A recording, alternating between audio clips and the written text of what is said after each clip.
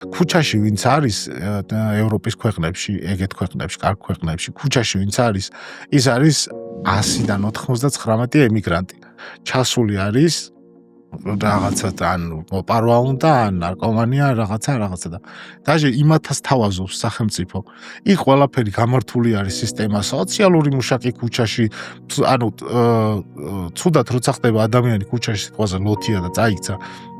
ვინმე კი არ მიდის ასაყენებლად. ამაში ხელფას იღებს რამდენიმე ორგანიზაცია, რომ ის ქუჩაში არ წაიქცეს და მონიტორინგის ქვეშ არის ყველა. ჯერ მარტო არასამთავრობო ორგანიზაცია რამდენი, მოხალისეების ჯგუფი არის რამდენი, ოღონდ იქ სახელმწიფო ისე აფინანსებს ამათ, რომ მე კი არ ეუბნება, რომ არჩევნებში ხმა მომეციო, მაგას კი არ ეუბნება, ცალკე სამსახური არის შექმნილი, რომლებიც იღებენ მოხალისეებს, ისინი სრულიად უფასოდ მუშაობენ, მაგრამ ჭირდებათ არსებობა. ანუ უფასოდ მე კი მოვალ და ვიმუშავებ, მაგრამ მე შეიძლება ინდოეთიდან ჩამოვდივარ, ხო, აქ სახლში მჭირდება რომ იმას ქნა რა ქვია.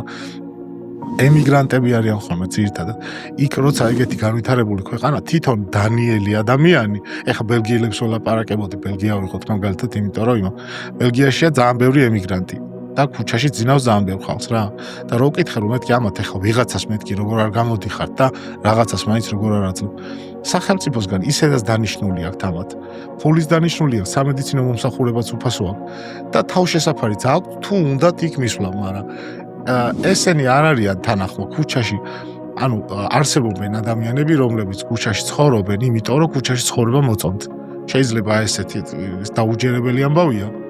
მაგრამ აი გეუბნებით სასახლე რო ვაჩუქოთ, გამოვა და მაინც გარეთ დაწვევა. კაცმანის სხვა პოდკასტს წარმოგიდგენთ დეველოპერული კომპანია Home.